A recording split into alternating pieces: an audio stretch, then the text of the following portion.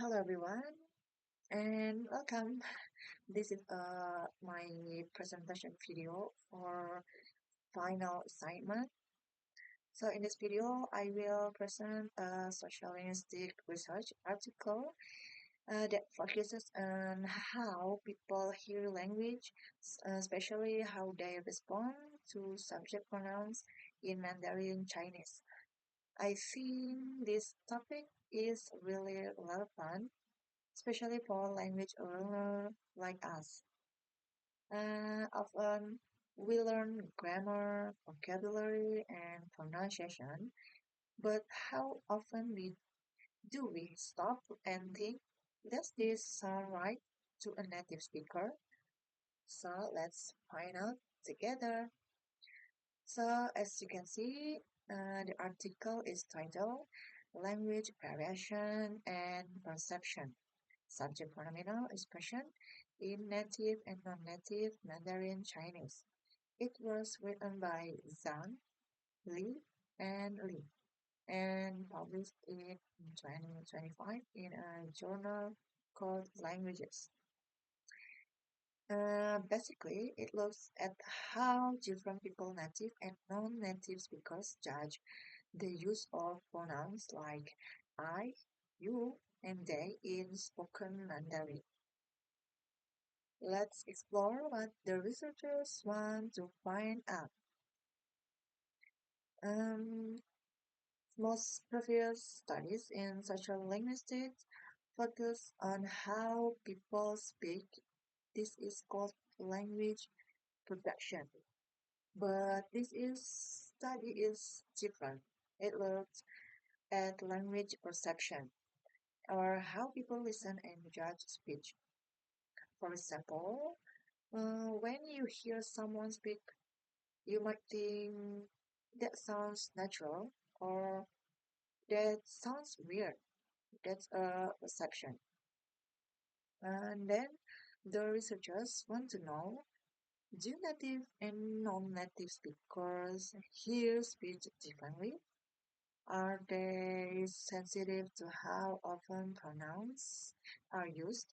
And then what makes speech sound more or less appropriate? These questions are very important for understanding real-world communication. So now let's talk about how how they did study. So the researchers collected 22 short audio clips. Each clip used different levels of pronouns use. Some used very few and some used a lot.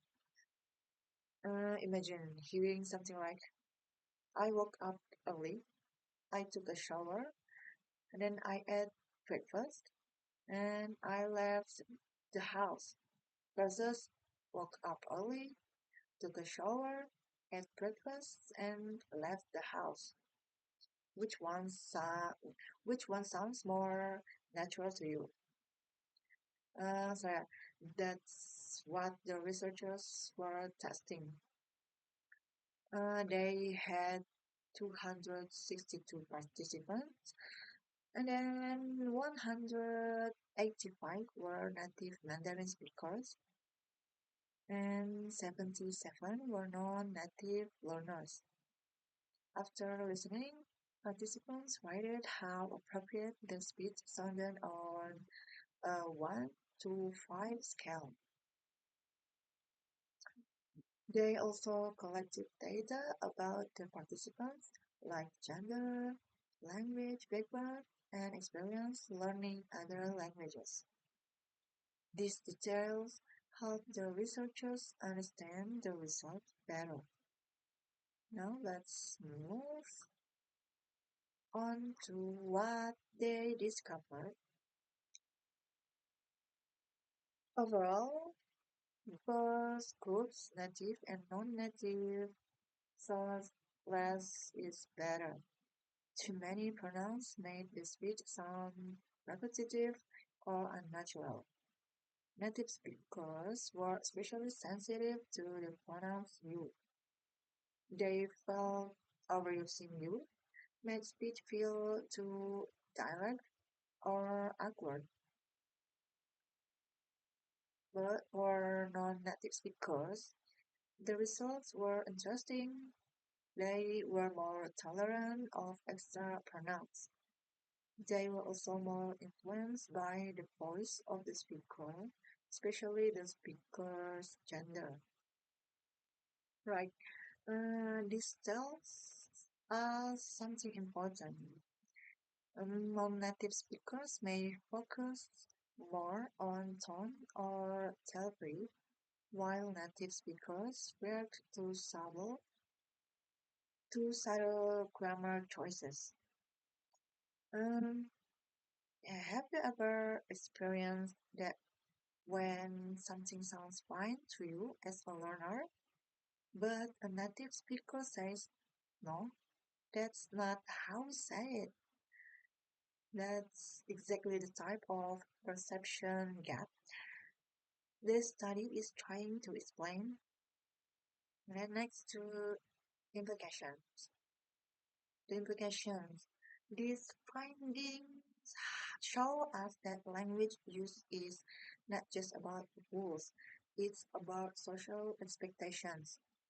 Even though grammar books might say it's okay to use I many times, real people may find it strange if it's overused. People who speak more than one language, like bilingual or multilingual speakers, tend to be more open to variation. For example, in Indonesia, we often switch between formal and informal language depending on who we talk to. We might say saya in class, but aku with friends. That kind of flexibility makes us more tolerant when we hear other people speak differently. So the study teach us that understanding a language also means understanding how it's used socially. Then let's now talk about how how this study connects to theory. Right, the study supports two major theories in social linguistics. First is the interface hypothesis, which says that grammar and social meaning work together. And then second, usage-based models, which say that we learn language through experience, not just rules. So what we've seen, heard, or said before affects how we hear things now. That means our language perception is shaped by our identity, our experience, and the situations we've been in. So it's not just about correctness, it's about what feels natural or appropriate in a real life moment. I think this is a powerful reminder that language is personal. It's something we live and feel, not just study. So, next to the conclusion. In conclusion, this study shows that both native and non-native speakers react to how pronouns are used in speech, but they don't always react the same way. Native speakers are more tuned into subtle patterns, but while non-native speakers may focus more on delivery or tone. Second language learners can develop a good ear for what sounds right, but it takes time and exposure. That's why language teachers shouldn't only focus on grammar. We should also teach what feels natural in real communication. In the future, It would be great to study real conversations, not just recordings, to see how people respond in real time. This could help us become not just fluent, but truly effective communicators. So, next, references. Uh, the article was written by Xinye Zhang, Aimee Lee, and Xiaoxi Li. It was published in the journal Languages, Volume 10, Issue 5 in 2025. You can read the full article online if you'd like to explore more. I already put the link. And yeah, thank you so much for watching my presentation. I hope this gave you a better idea of how language perception works, why it matters. And see you.